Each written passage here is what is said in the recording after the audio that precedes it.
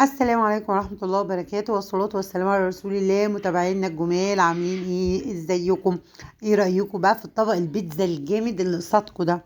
انا واحدة من الناس ما بحبش البيتزا من بره.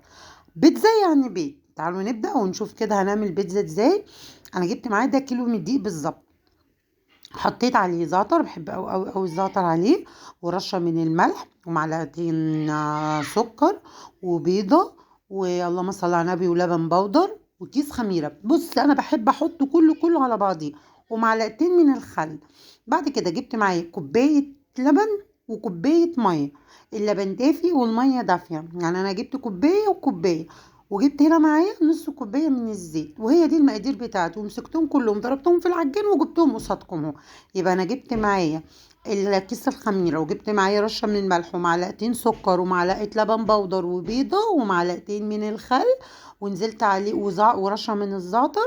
وجبت كيلو من الدقيق زي ما انتوا كنتوا شايفين كده، وجبت نص كوبايه من الزيت، وكوبايه حليب دافيه، وكوبايه ميه دافيه، ومسكت كل ده وضربته في العجين. هتشوفي طبعا قصادك، لو محتاج دقيق هنحط له حبه صغيره، محتاج ميه حبه صغيره. هنا سبتها بعد ما اختمرت بالظبط كانت نص ساعه.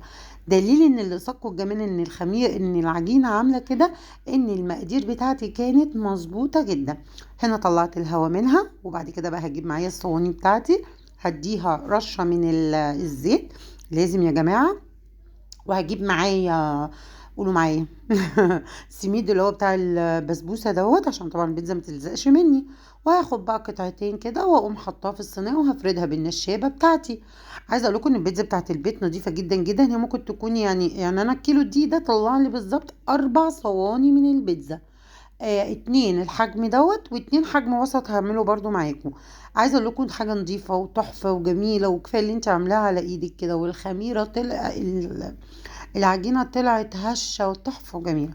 الأيام دي أصلا مش محتاجة إن الواحد يجيب من بره يعني. بعد كده طبعا هجيب بالشوكة، أفضل أخرمها كده عشان خاطر ما تعلاش معايا وهي في الفرن بتاعي. لازم كده بالشوكة امسكها اخرمها جامد قوي كده عشان ما تعلاش معايا في الفرن. بعد كده انا صراحه كنت مستعجله جدا بقى، ودروس وفرهده وكلام فاضي. فالمفروض ان انا كنت بعمل الصلصه. طبعا انا ما كنتش فاضيه الصلصه، كنت بجيب بصلايه كده واحمرها شويه، وانزل عليها بالطماطم والزعتر والثوم البودر.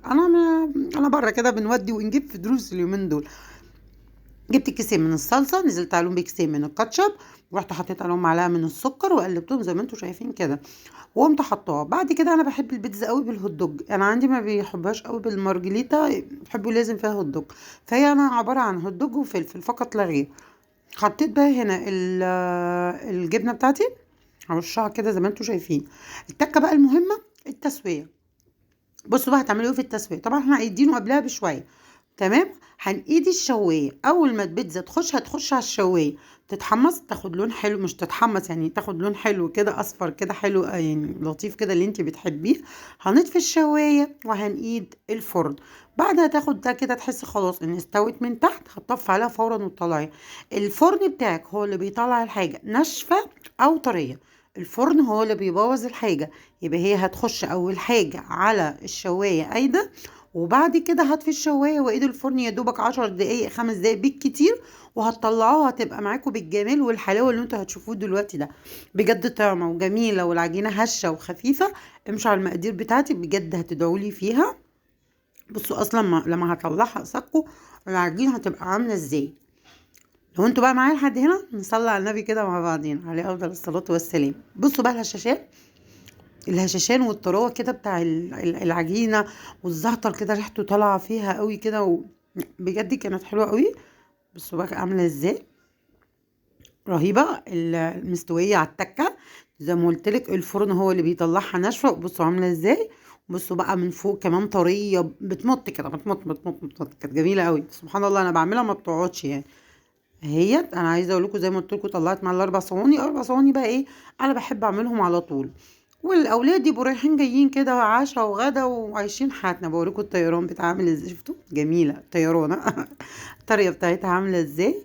ده كان بقى الفيديو بتاع البيتزا، اعملوها هتعجبكم. لو عجبكم ادعوا لي، ولو الفيديو عجبكم متنسونيش في لايك وشير. اشوفكم في فيديو جديد من نوعات سالي صلاح، والسلام عليكم ورحمه الله وبركاته.